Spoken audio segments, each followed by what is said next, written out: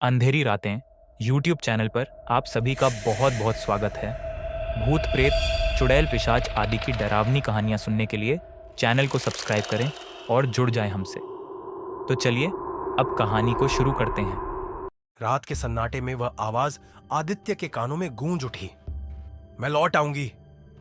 वह झटके से उठा। कमरे में घना अंधेरा था। खिड़की से आती चांदनी फर्श पर हल्की रोशनी फैला रही थी। उसने धीमे धीमे दरवाजे की ओर कदम बढ़ाए। दरवाजे के पीछे कोई था। उसने सांस रोकी और धीरे से दरवाजा खोला। बाहर कोई नहीं था, पर फर्श पर गंदे जले हुए पैरों के निशान थे जो उसके कमरे की तरफ आ रहे थे, लेकिन लौटकर नहीं जा रहे थे। अगली सुबह आदित्य ने अंकित को फोन किया। कुछ तो गलत हो रहा है अंकित, मुझे लगता है कि रतनबाला अभी भी जिंदा है। अंकित ने लंबी सांस ली। आदित्य, मुझे भी कुछ अजीब लग रहा है। सीमा बदली बदली सी लग रही है।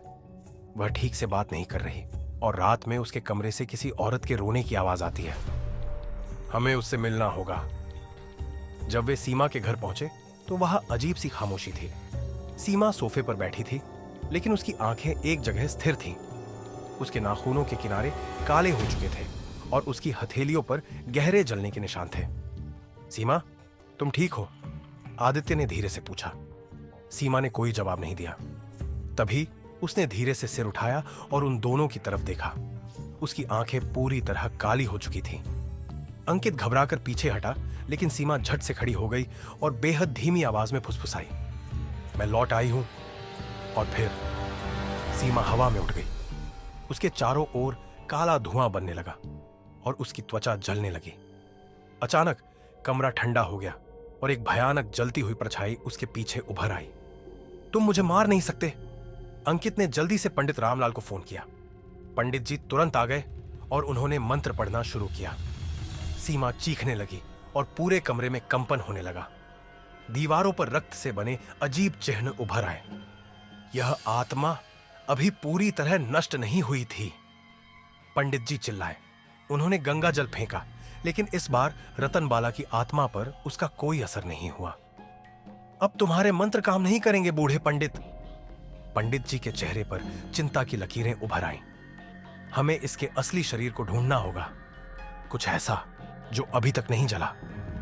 आदित्य को अचानक याद आया। हवेली के नीचे एक गुप्त तहखाना था।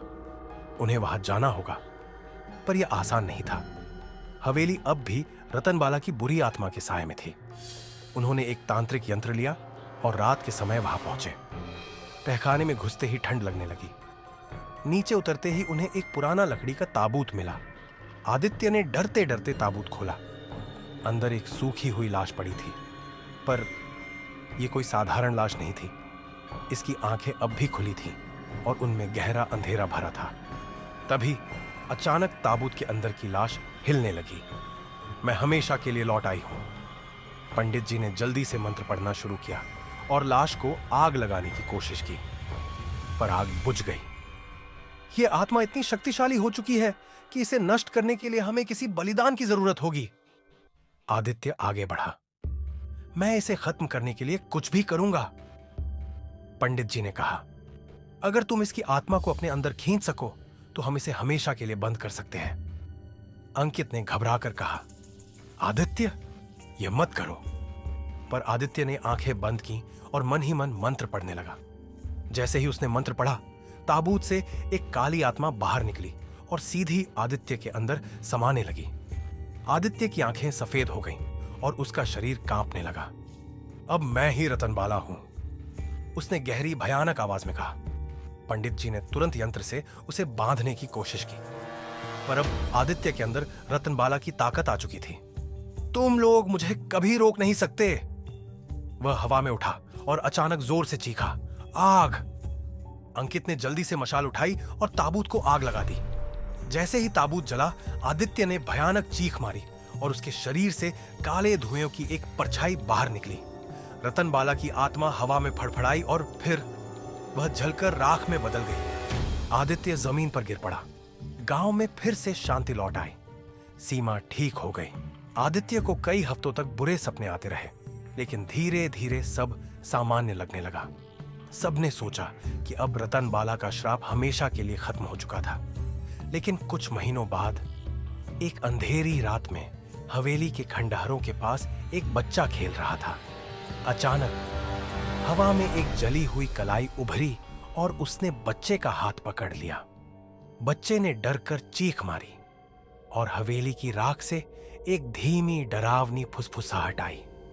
मैं लौटूंगी। गांव में फिर से खौफ का माहौल था। हवेली के खंडहरों के पास जिस बच्चे ने किसी अदृश्य हाथ को महसूस किया था, वह अब अजीब हरकतें करने लगा था। उसकी आंखें कभी कभी पूरी काली हो जाती और वह अधूरे वाक्य बोलता, मुझे मुक्त करो, मुझे जलाओ। आदित्य, अंकित और सीमा अब समझ चुके थे कि रतन बाला का श्राप अभी पूरी तरह खत्म नहीं हुआ था। उन्होंने पंडित रामलाल से मदद मांगी। पंडित जी ने कहा, यह रतन बाला की आत्मा का अंतिम हिस्सा है। उसे पूरी मुक्ति देने के लिए हमें उसका अंतिम संस्कार विधि विधान से करना होगा। पर सवाल था, रतन बाला की आत्मा अभी भी कहां छिपी थी? गांव के एक बुजुर्ग ने बताया कि हवेली के नीचे एक गुप्त तहखाना था जिसमें रतन बाला का अंतिम अवशेष छिपा हो सकता था। आदित्य और अंकित ने वहां जाकर खोजबीन की। तहखाने के अंदर उन्हें एक पुरानी जली हुई डायरी मिली। डायरी के अंतिम पन्ने पर लिखा था, मैं निर्दोष हूं, मैंने कोई पाप नहीं किया, पर मुझे आग में जलाया गया। मैं तब तक वापस आती रहूंगी जब तक कोई मुझे सही रीति से मुक्त न करे। अब उन्हें समझ आ गया था, रतन बाला की आत्मा बदले के लिए नहीं बल्कि न्याय के लिए भटक रही थी। आदित्य, अंकित, सीमा और पंडित रामलाल गांव के किनारे बने पुराने शिव मंदिर पहुंचे। उन्होंने वहां रतन बाला की आत्मा का विधि विधान से हवन और तर्पण करना शुरू किया। जैसे ही मंत्रोच्चार शुरू हुआ, अचानक हवा भारी हो गई। चारों तरफ भयानक चीखें गूंज उठीं। हवेली की राख से काले धुएं की एक आकृति उभरी और मुंह खोलकर चीखने लगी, मुझे मुक्त करो। पंडित जी ने गंगा जल छिड़का और बोले, हे आत्मा, अब तेरा कल्याण हो, तेरा शाप समाप्त होता है। धीरे धीरे काले धुएं की आकृति सफेद रोशनी में बदलने लगी। रतन बाला की आत्मा अब शांति में थी। अंतिम बार उसने आदित्य की ओर देखा और उसकी आंखों में अब नफरत नहीं थी बल्कि शांति और आभार था। फिर वह आकृति धीरे धीरे हवा में विलीन हो गई। गांव में अब हवेली का नामो निशान मिट चुका था। सीमा पूरी तरह स्वस्थ हो गई। अंकित ने गांव में एक स्कूल खोलने का फैसला किया ताकि वहां के बच्चे अच्छी शिक्षा पा सकें और अंधविश्वासों से दूर रहें। आदित्य ने तंत्र मंत्र और आत्माओं की दुनिया के बारे में पढ़ाई शुरू कर दी ताकि वह भविष्य में ऐसी किसी और भटकती आत्मा को शांति दे सके। कुछ महीनों बाद जब गांव में दीपावली मनाई जा रही थी तो हवेली की जगह पर बनी हरी भरी जमीन पर बच्चों की हंसी गूंज रही थी। रतन बाला का श्राप अब हमेशा के लिए समाप्त हो चुका था।